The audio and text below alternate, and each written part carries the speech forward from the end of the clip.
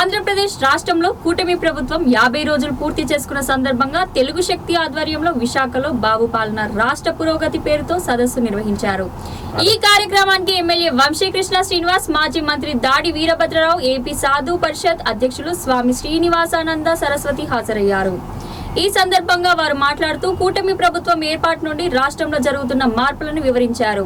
గత వైసీపీ ప్రభుత్వంపై విమర్శలు గుప్పించారు.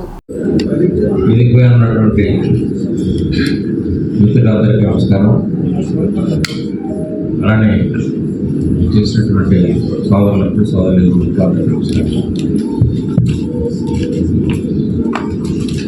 ఇవాళ ఒక మంచి కార్యక్రమాన్ని ఉత్తర శ్రీరామ్ ఏర్పాటు చేసినందుకు రాముని నేను అభినందిస్తాను. ఎందుకంటే ఇప్పటికీ 50 రోజులు కొత్త ప్రభుత్వం తాలూకు కార్యక్రమాలు చూడటం జరిగింది. వీటి గురించి చర్చించుకోవాల్సినటువంటి అవసరం, సలహాలు ఏమైనా ఇవ్వాల్సినటువంటి అవసరం కూడా ఉంది. ఈ సందర్భంగా అందుకని రామ్ కార్యక్రమాన్ని ఏర్పాటు చేశారు. ఒక రకంగా ముందు రామంటే నాకు తెలియకపోయినా ఒక ఫైర్ బ్రాండ్ లాగా నాకు కనిపించింది. అనేక చోట్ల వెళ్ళాం, అక్కడ ప్రెస్ మీట్స్ పెట్టడం, స్థానికంగా జగన్ ప్రభుత్వాన్ని తీవ్ర స్థాయిలో విమర్శించినటువంటిది, చేయగలటువంటిది నిరంతరం చేస్తున్నందుకు చాలా సంతోషం. ఇక్కడ జగన్ గురించి ఎవరికి చెప్పాల్సినటువంటి అవసరం ఏమీ లేదు. అందరూ అనిపించినటువంటి వాళ్ళే. అవినీతి అక్రమాల తుఫాను వెలిసిపోయింది అన్నటువంటి భావం ఈ ఎన్నికల రిజల్ట్ వచ్చిన తర్వాత మళ్ళీ అతను వస్తే మనం బ్రతకగలమా అనేటువంటి భయం, ఆందోళన అన్ని వర్గాల్లోనూ కూడా కనిపించింది.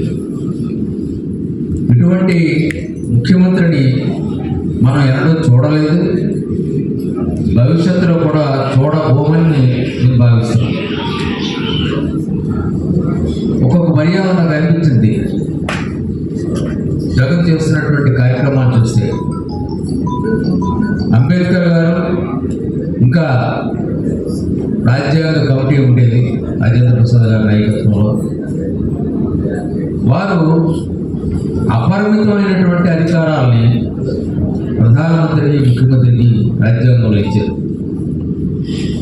జగన్ చూస్తున్నంతసేపు కూడా నాకు అనిపించేది, వారు జగన్ లాంటి ముఖ్యమంత్రులు కూడా రేపు రావచ్చు, వారి నుండి ఈ రాష్ట్రాన్ని, దేశాన్ని కాపాడడానికి కూడా రాజ్యాంగంలో కొన్ని ఆర్టికల్స్ పెట్టాల్సినటువంటి అవసరం ఉందని వారు భావించలేదేమో అని అనిపిస్తుంది.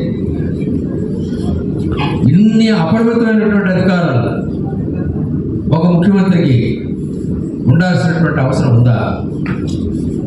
కాబట్టే కదా ఇది నా సామ్రాజ్యం, ఇది నా ప్రభుత్వం, ఇది నా ఎస్టేట్, నేను చెప్పకపోతే, నేను అనుమతించకపోతే భార్యాభర్తలు కూడా కలిసి ఉండడానికి వీల్లేదు అన్నటువంటి నియంతృత్వ ధోరణి ఒక ముఖ్యమంత్రి చేస్తే ఎవరు రక్షింపబడతారు? ఎవరు చెప్పుకుంటాం? రాజే నియంత అయిపోతే ఎవరు చెప్పుకునేటువంటి పరిస్థితి ఉంటుంది? ఎవరు రక్షించేటువంటి పరిస్థితి ఉంటుంది?